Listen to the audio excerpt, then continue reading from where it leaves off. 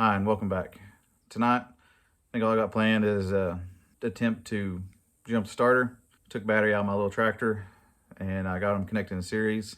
The positive connection from the battery to the starter was loose, so tighten that up and realized that I don't have solid motor mounts, but there's actually rubber motor mounts. So I think the sparks I was getting was from touching the frame, not actually a starter. So I got that. I think I got that squared away. That's basically all I'm gonna do today. If it does happen to turn over, then kind of pull y'all in closer and I'll show you exactly what I'm doing, and hopefully we can hear it turn over a little bit. But we got a big storm coming in this evening. I don't want to be stuck out here with it hailing and stuff. So all I plan on doing is just seeing if it'll turn the engine over a little bit and then call it good for the day. But let's go over there and I'll kind of show you how I got my whole setup done.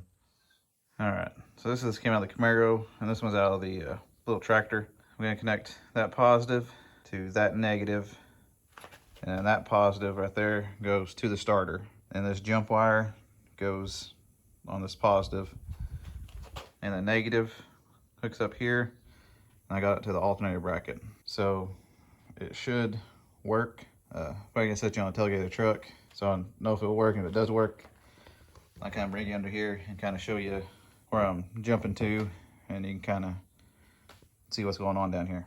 Let's get this all set up right quick, and then we'll try it out.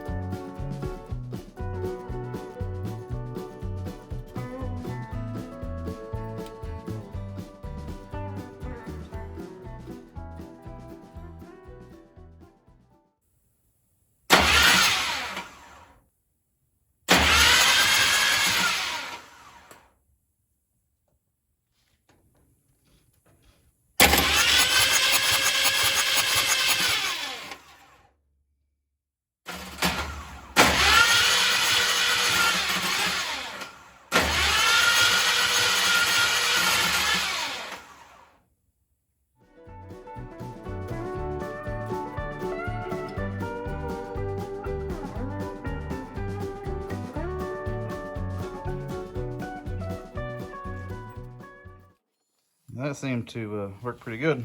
I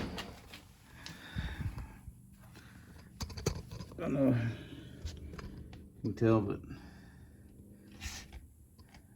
let me touch that little prong right there. Right there. And it seemed to engage and turn the engine over. Thought I seen focus. Thought I seen this moving up and down a little bit, so that's good. Turned everything over. I personally didn't hear anything that maybe cause for concern.